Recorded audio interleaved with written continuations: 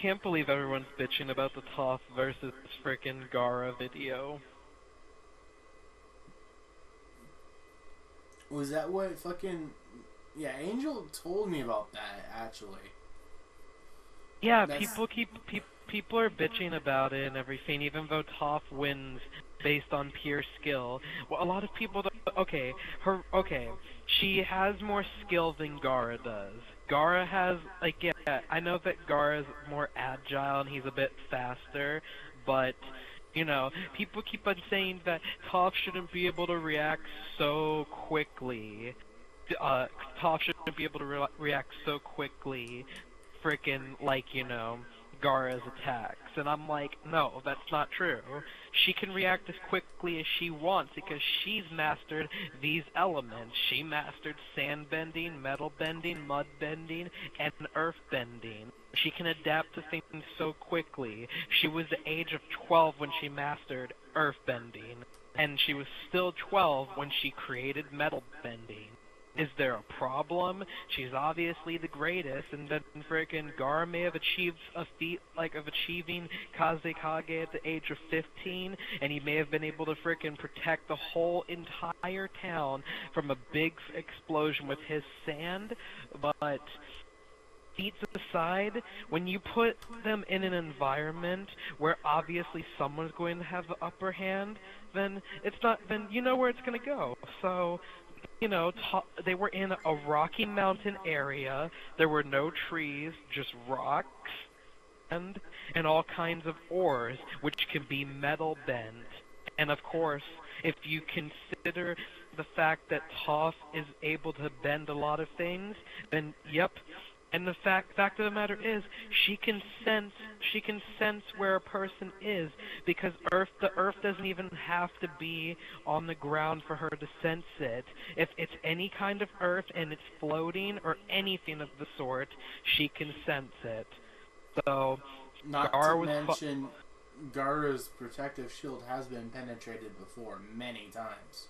Yes, and Gaara's protective shield is made of sand, and he's floating on sand. Now, doesn't that just make him a target? He set himself up from the beginning of the fight. It's set up. From the very beginning, Toph is able to sense him because he basically is covered in it. He's covered in sand.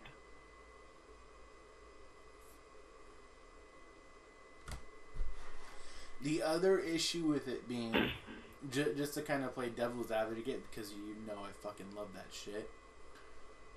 Because you did kind of say feats aside. Well, according to most of those Death Battle idiots, that's pretty much what they rely on. 90% of what they rely on is pure feats. I wouldn't really rely on pure feats. I mean, frickin', just the reason why I say skill alone is because, you know, Toph has a lot of skill. Her reactions shouldn't be that quick, but a lot of people adapt to situations.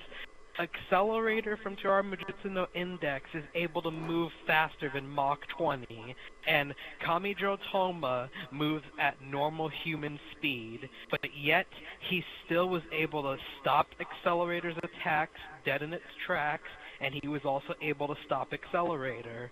And now if it's possible for Accelerator to go that fast, and Toma still can stop him and his attacks, then that just says something, because that's normal human speed. He still reacted quick enough to do something about it.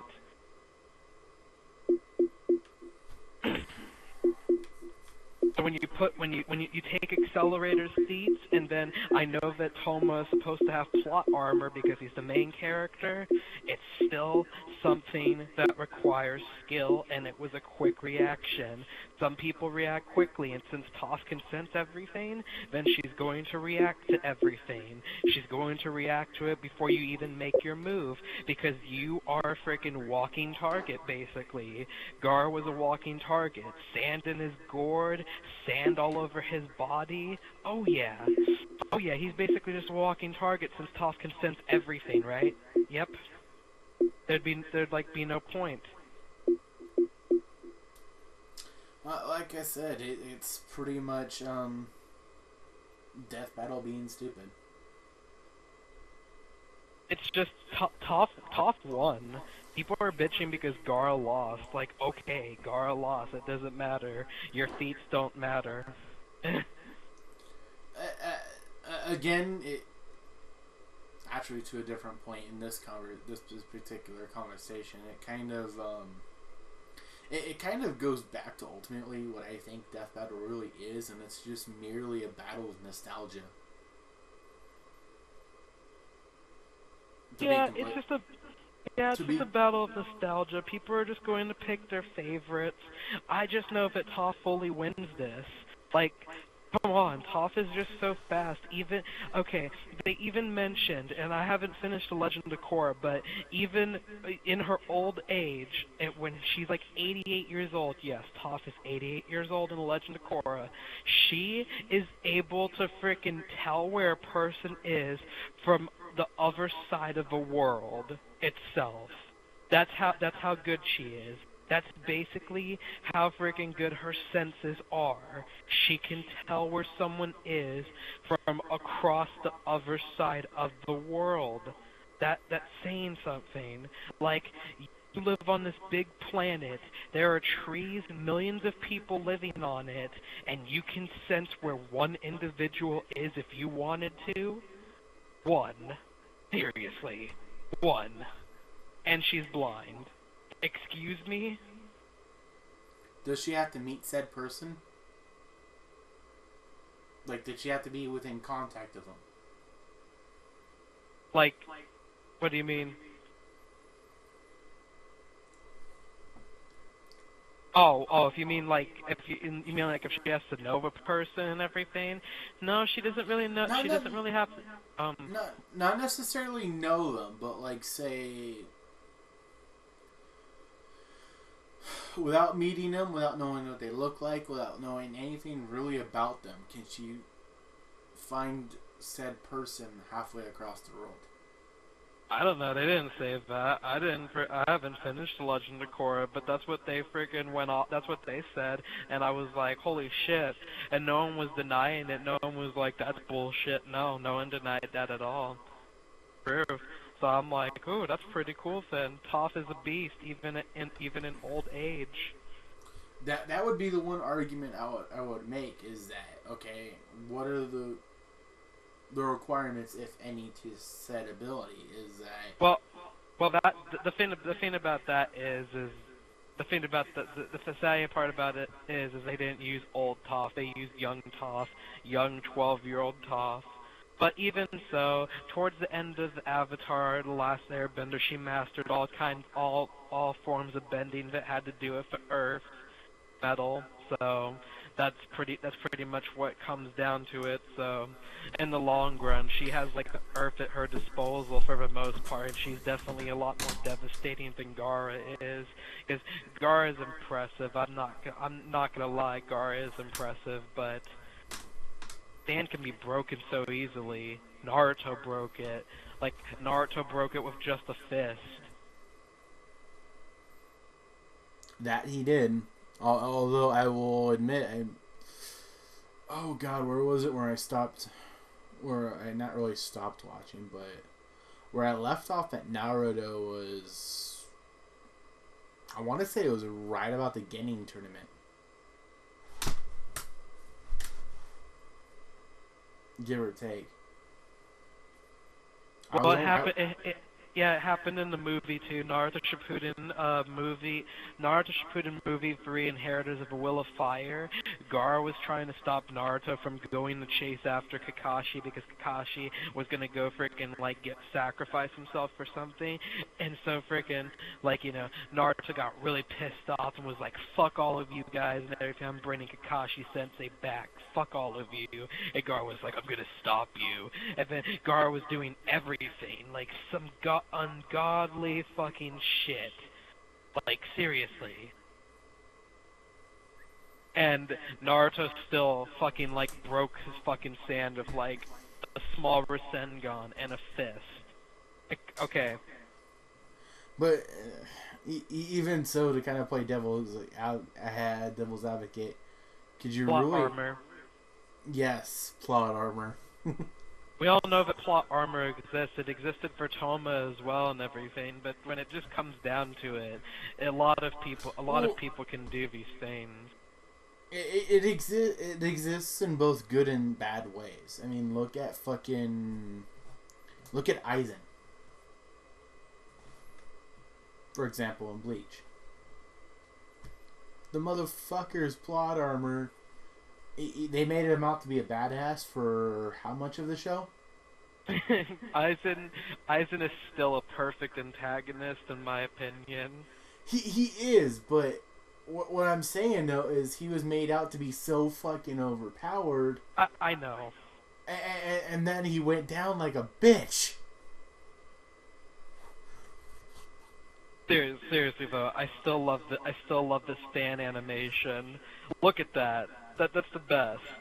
It's just the best because Aizen is just murking everyone. Like, fuck your shit.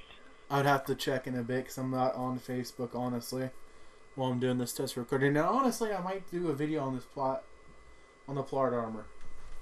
Just a heads up. Because it's kind of turned into an interesting conversation. Plot armor is always going to exist, but subplot armor is just there for the relevance of developing a main character. In all honesty, but then when you take some factors into consideration, a character does require the right amount of development. Like for instance, Toguro from Yu Hakusho, for instance, had plot armor. He could not be taken down by anyone, but he wanted to be taken down by Yusuke, and so he made Yusuke bring out go past all his limits and everything, just so that way Yusuke could defeat him, because he wanted to be beaten by someone who had more resolve than him, who could be stronger, who's going to set the right example for the demon world. And that's basically what was going on right there. But Toguro had so much plot armor that he couldn't be taken down by anyone else, even those people that you think are really that strong, that might be stronger than Yusuke. But Yusuke in the long run had to grow throughout the Dark Tournament, and as he did, he became stronger than Toguro, beat him, and it was the right thing. It was the proper kind of plot armor. But the kind of plot armor where it's bad is where I would say horrible. Bleach. Horrible. But well, yeah, horrible was one example I had in Bleach in particular. But you're all right though. In Bleach, it's really bad because it's almost everywhere. Yeah, serious. Ichigo has plot armor. He's taken frickin' I don't know, he's taken about how many frickin' hands to the chest and everything. Oh, don't worry, Ichigo doesn't have a heart or anything. He's just gonna die from that. Let's just keep putting a hole in his chest. The quickest way to his heart, right there. Just seriously. But Ichigo just has so many power-ups, and even still, there's still so many freaking things, in terms of plot armor for Ichigo. It's Ichigo and Aizen had the most plot armor. Everyone else, they could just die if you wanted them to. Orihime just got bitch slapped across the face and everything. That's not plot armor. But Ichigo just had a hole in his chest, comes back 5 episodes later, oh, fucking plot armor. The issue with Ichigo in particular is he really doesn't have resolve as a character. The main strength in Ichigo is his other half. That's the way I see it. Not currently. Currently, they just gave him even more plot armor. Yeah, in the manga, they gave him more plot armor. Now he has a Quincy skill that he uses called Blood Vene, and he doesn't even know how to use it. It just activated when he was getting stabbed in the neck. Was about to fucking get his neck fucking sliced open. Oh, nope. Blood Vene activated. Then it's just okay, plot armor. Just keep giving it to him. Yeah.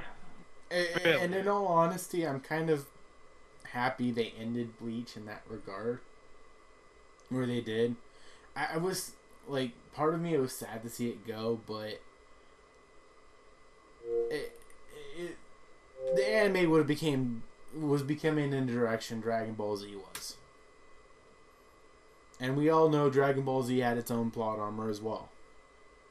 Of course, Dragon Ball Z is always going to have plot armor. A prime example of plot armor done right is Yu Hakusho. A prime example of plot armor being done terribly would have to be Bleach and Dragon Ball Z. But another place where plot armor definitely exists, and it's done in some insane ways, but at the same time it's done stupidly, but it feels right at the same time. It's in Fairy Tail. Like, Fairy Tail has the worst kind of plot armor. Like, friendship powers them up, definitely. I totally understand that. But some of them have strong wills, like the characters in Naruto. Like, I would say Natsu, Gray, and Erza probably have the strongest wills of the freaking, like, team. And honestly, Gray is like the coolest character among them all because he has the most freaking, like, you know, determination out of them all, and he has the best drive. He has a good story going for him, but like the plot armor just mainly exists when some of the people are just getting knocked down. Like Gray had to keep on freaking like training and had to freaking better himself. Erza and Natsu, they don't train. They just sit there and take it. Oh, Erza freaking lost all her senses, and all the sense of pain is being enhanced by fucking like 2 times the amount. Oh look! Look, they have a new armor. Oh, no biggie. Erza's just going to freaking, like, you know, kill this bitch. Like, oh, no problem. Natsu just ran out of fire. Wait, what's this? He's using more fire? Wait, I thought he just ran out. And he can run out. A lot of fans are stupid and say Natsu has limitless fire and can create his own fire, but he has a magic cylinder inside his body. All freaking, like, you know, like kind of wizards that are based on creation and stuff like that kind of have a limit, and so he once had to empty his magic cylinder completely just to take in a new component, aka God's Flames, and during the freaking, like, you know, during the Tenro Island arc with, you know, with Hades and whatnot. So that right there, Natsu had to empty out all of his magic. He had no more fire, he had to take in a new element, and it was hard for him to use at first, but he eventually used it. But he lost it right afterwards. He doesn't have it, it's not permanent. And people were like, Natsu ate God's Flames, he could do this and that. No, stop creating plot armor. It doesn't exist there anymore. I think that's the main issue, particularly with anime battles, that most people struggle to grasp, is that plot armor is a little more prevalent in anime than it is in, say, cartoons, comics, and just for fuck's sake, fandoms in general. Seeing how apparently people love to fucking match up Power Rangers and fucking versus battles. As far as your point regarding Natsu and Fairy Tail, I will also agree to. Not to mention the fact that he magically pulls fire out of his ass, i.e.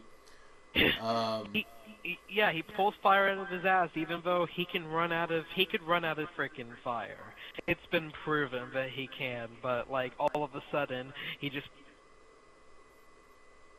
And your mic's not like, yeah, he just pulls out of his ass randomly. Like so. either they'll fucking unleash attack back on him. I mean, essentially he'll just eat his own flame magnified. Or he'll fucking somehow melt an axe when he's all out of flames and fucking rejuvenate himself. Or he'll fucking melt a fucking railway and fucking eat this shit. Yeah, he can eat his own flames, but just doesn't do much for him because it's not like, you know, it's kind of like input and output. There's different controls to it. Anything that Natsu outputs that's coming from him and not another component, it's kind of, it doesn't really do much for him. He's still running out of the energy and he can't constantly reuse it because even then it will still run out, and it will run out at a faster rate. But if he breaks things down, like melts the axe like you brought up, then that will replenish him. there's differences to it. Technically speaking, though, he is using his own flames. Yes, but other things are being melted down to be as such. So, because it's a different component and it's not the same thing that he was using, he's having something else like there as energy. God, what would be a fucking another anime where... With plot armor? Shit, even One Piece has it. Honestly, it's not as bad. It's not as bad. I mean, because they allow a lot of freaking characters to die, or they freaking, they allow a lot of characters to get the freaking shit beaten out of them. But when it comes down to it, I think what matters, like, let me see. I think Sanji in One Piece, if I remember correctly, he was like, he was fighting this one enemy. Yeah, he was fighting this one enemy that had like a really strong adamant hockey, I think. I think I'm trying to remember because I don't like to remember the fights really because I'm not watching One Piece for fights. I watch it for story and my characters because that's. I was gonna say, brilliant. What do you watch it for the plot? Yeah, you lolly lover, caught, busted. Fally loves his plot. Okay, but still though. anyhow though. Seriously, I think Sanji like had some bones inside his leg broken when he was going up against someone with adamant hockey. So, he had to actually like fall back a bit and he couldn't beat said enemy, which is true because, some people just can't beat the certain like kinds of enemies that they're placed up against. And so it's pretty interesting. One Piece at least like shows a level of realism to their characters, like if they know they can't fight this person, they're going to back away, but if they know that they have to, otherwise that person's going to advance and is going to do something very major, then they're going to have to stay and fight regardless of death. But I wouldn't necessarily call that realism. I would more so call that common sense. I don't know why I called it realism. It's about to be 1 in the morning. What can you expect from me? I know.